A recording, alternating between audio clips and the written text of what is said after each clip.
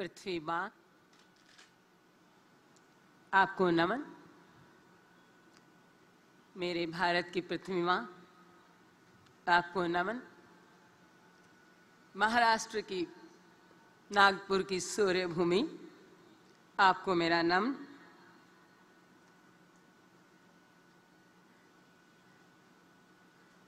परम पूजनीय सर चालक, आपको मेरा नमन। उपस्थित सभी स्वयं सेवक संघ के कार्यकर्ता, भारत में ही नहीं पूरे विश्व में जो मुझको सुन रहे हैं, उन सभी स्वयं सेवक संघ के प्रचारक एवं अन्य सभी बंधुओं और बहनों, माताएं, विशेषकर युवा और बच्चे, आप सबको मेरा हृदय से प्रणाम, ढेर सारा स्नेह। प्रारब्ध पहले भयो जन्म पाछे, यस अपयस जन्म मृत्यु, लाभ हानि सब विधि हार। इन शब्दों की श्रृंखलाओं को कहने का तात्पर्य, अक्सर मेरे आचरण और मेरे व्यवहार से लोग मुझसे पूछते थे, क्या तुम संगी हो? तो मैं कहती थी बड़े भोले मन से कि वो क्या होता है। मैं संघ के बारे में नहीं जानती थी उस वक्त।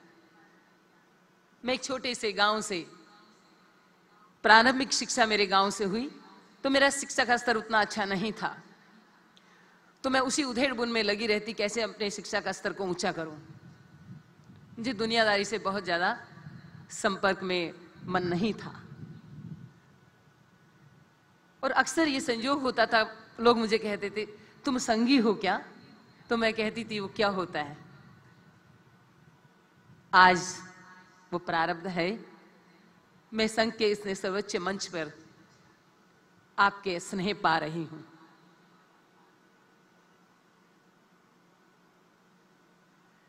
नित्य जो हम कर्म करते हैं, अच्छे या बुरे, वो प्रारब्ध बन करके ही हमारा सृजन करता है। भारत की भूमि पर जन्मी हमारी सनातन संस्कृति, जिसका पूरी तरह से संघ के एक एक प्रचारक पूरे सेवा भाव, पूरे विश्व कल्याण, सृष्टि का कल्याण हो, उसके लिए बहुत मेहनत कर रहा है। एक आवश्यकता में जीता है स्वयं सेवक। सनातन संस्कृति का मूल मंत्र को पकड़ा हुआ है, आवश्यकता में जीना। ये मैं स्वयं बचपन से ही बहुत एक संपन्न परिवार से होते हुए भी मैंने इस आवश्यकता को ही अपनाया। उस आवश्यकता में जीने के भाव ने मुझको न केवल हिमालय की उस सर्वोच्च स्थान तक पहुंचने का सौभाग्य प्राप्त हुआ, बल्कि विश्व के अनेक जगह पर और अलग अलग चीजों को अनुभव करने का मेरा पुलिस में जाकर के शस्त्रों का ज्ञान लेना और अन्य कई तरह का ज्ञान मुझे हासिल हुआ। वह एकमात्र तरीका था कि हम सनातन संस्कृति के जो मूल मंत्र है, आवश्यकता में जीना। और आज स्वयं सेवक संघ का एक एक प्रचारक उसकी पालना कर रहा है, और इसी बात ने मुझे प्रभावित किया और आज मैं इस मंच पे हूं। वह इस पूरे विश्व और सृष्टि के कल्याण में कार्यरत है। पूरे भारत ही नहीं, पूरे विश्व के हर मानव समाज को मैं अनुरोध करना चाहती हूं कि वो आवे और इनके कार्यकलाप को देखें। मैं पहले भी कई लोगों से मिल चुकी हूं और कल से जब से मैं आई हूं नागपुर में, मैं एक एक कार्य को देख रही हूं। वो इतना शोभनीय है, वह इतना प्रेरित करने वाला है। संगीत, कल भी मैं हमारी बहनों से मिली, सेविका समिति की अध्यक्ष से मिली। उन्होंने जो गीत गाया वह भाव को कैसे जगाता है, ये हमें सीखना है। सनातन संस्कृति में जो जीता है वो सदैव सृजन के भाव में जीता है, वे नष्ट के भाव में कभी नहीं जीता। सनातन संस्कृति हमें स्वास्थ्य के लिए, सर्वप्रथम स्वास्थ्य के लिए प्रेरित करती है। पांचों तत्व की शुद्धता की पालना ही करते हैं तभी हम स्वस्थ रहते हैं, और मानव का सबसे पहला उद्देश्य ही स्वस्थ रहना होना चाहिए। जब वह स्वभाव तो मानव का खोज करना है, जब वह स्वस्थ रहता है तो वह स्वस्थ खोज करता है। सनातन संस्कृति का जो वात्सल्य है, बचपन से ही मैं इस दुनिया में आई नहीं थी। मेरी दादी माँ जिन्हें मुझे मांगा, मेरी माँ, जब मैं बड़ी हुई, बाहर निकली घर से, तो वह रोजाना एक दीपक जला करके मेरी सुरक्षा की कामना करती थी। मेरे पिता का लाड, गले के हार, इतना लाड करते थे। उस स्नेह ने मुझे आत्मबल का धनी बनाया। मैं अक्सर ये बात कहती हूँ सभी से कि स्नेह से सब कुछ जान सकते हैं हम लोग। भारतीय संस्कृति, सनातन संस्कृति हमें समर्पण भाव सिखाती है, हमें कैसे सबके साथ मिलजुल करके रहना है उसको सिखाती है। जबरदस्त, इतना इस सनातन संस्कृति में विज्ञान छुपा हुआ है,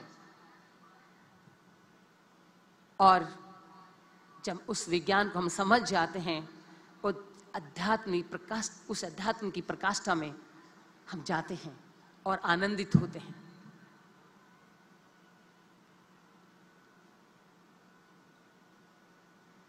कई बार हम लोग दूर से ही चीजों को देख करके कई विरुद्ध बातें करते हैं।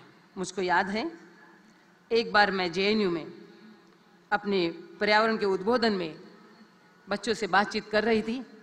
एक बच्चे ने कहा कि हमें रामचरितमानस या गीता पढ़ने के लिए क्यों कहा जाता है। हमने कहा, किसने कहा आपको? हम तो चर्चा नहीं कर रहे इस बात की। फिर मेरे मन में एक प्रश्न उठा। हमने पूछा उनसे, क्या आपने इसको पढ़ा है? उन्होंने कहा कि नहीं।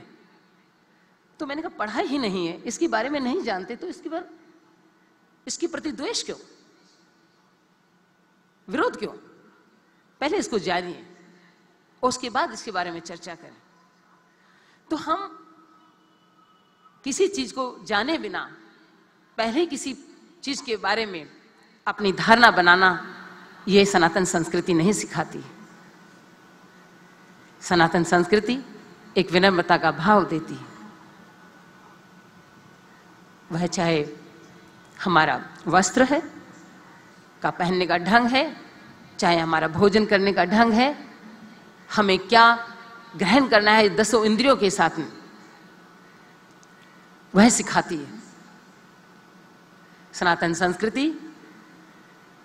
ये मेरे भारत की पवित्र भूमि पे जन्मी है, हिमालय से लेकर के सागर तक। इसीलिए हम सब भारतीयों की जिम्मेवारी बनती है सनातन संस्कृति का उद्घोष, इसका प्रचार पूरे विश्व में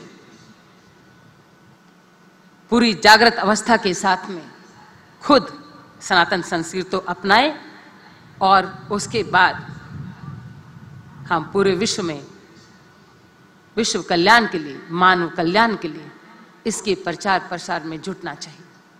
मैं अपने स्वयं सेवक संघ के सभी प्रचारक से प्रार्थना करती हूं कि आप जिस संकल्प के साथ में 97 वर्षों से कि सृष्टि का कल्याण हो, पूरे मानव का कल्याण हो, निस्वार्थ भाव से लगे हुए हैं, आप मजबूती से आप लगिए और आगे बढ़िए।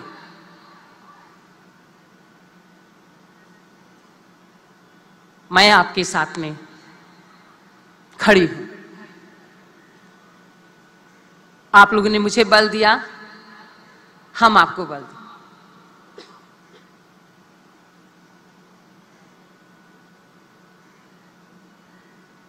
आज पूरा भारत ही नहीं, पूरा विश्व अनेक तरह की समस्याओं से जूझ रहा है, चाहे प्राकृतिक, सामाजिक, पर्यावरण की समस्या है, चाहे राजनीतिक और चाहे अर्थव्यवस्था।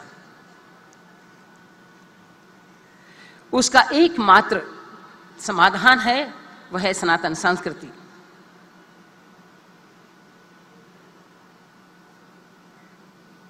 आपके इस कार्य को, जो ईश्वरीय कार्य में आप लोग लगे हैं, पूरे विश्व को इस कार्य में पृथ्वी मां के सम्मान में, हम पूरे मानव के सम्मान में सबको एकजुट होकर के लगना है। मैं आप सभी लोगों से ये विनती करती हूं कि आप सब लोग सर्वप्रथम अपने स्वास्थ्य का ख्याल रखें, और उसी की मैं कामना करती हूं कि पूरे भारत में ही नहीं, पूरे विश्व का मानव जगत स्वस्थ रहे। इन्हीं शब्दों के साथ में मैं बहुत बहुत धन्यवाद करती हूं नागपुर वासियों का, और हमारी भारत मां की ध्वजा जो सामने लहरा रही है, उसको मैं कोटि कोटि मेरा नमन। भारत माता की, भारत माता की जय, भारत माता की जय। धन्यवाद।